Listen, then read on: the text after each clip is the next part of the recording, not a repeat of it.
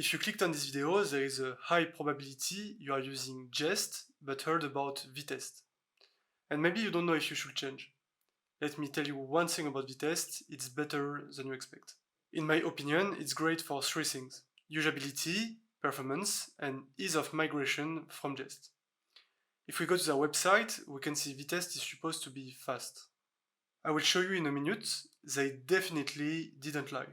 Then we learn Vitest is powered and integrated with Vite. If you don't know it yet, Vite is a front-end dev environment.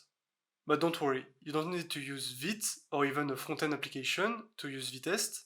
If you use both tools at the same time, they integrate very well with each other, but Vite is definitely optional. Finally, we can read it's supposed to be compatible with Jest, or to be more precise, easy to migrate from Jest. I'm always a bit suspicious when I hear something like that, but in practice, what does it look like?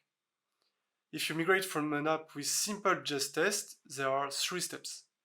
Install dependencies, replace script with Vite instead of Jest, and create a basic config. That's it, your tests are passing. Now, I won't lie to you, there might be more steps depending on your project, but it's still straightforward. If you use TypeScript, you need to add the types definition for Vitest. That's it, no complex transform or module configuration. Then, if you are using the Jest keyword, you have to replace it with V, which has the same API as Jest with a few exceptions, like import actual instead of require actual. All the other code for test setup and assertions can stay the same.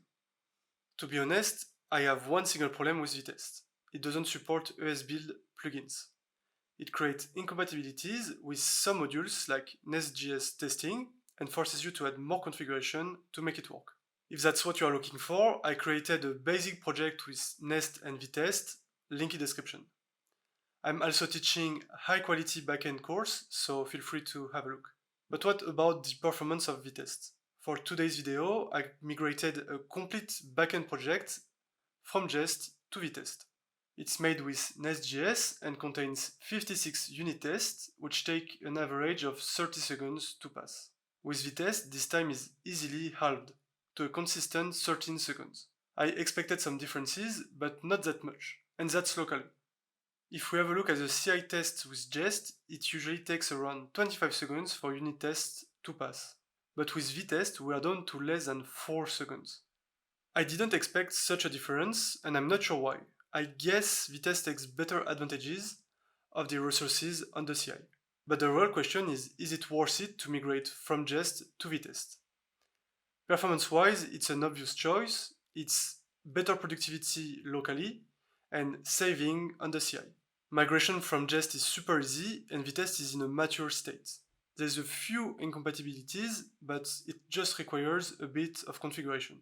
I believe the advantages win easily.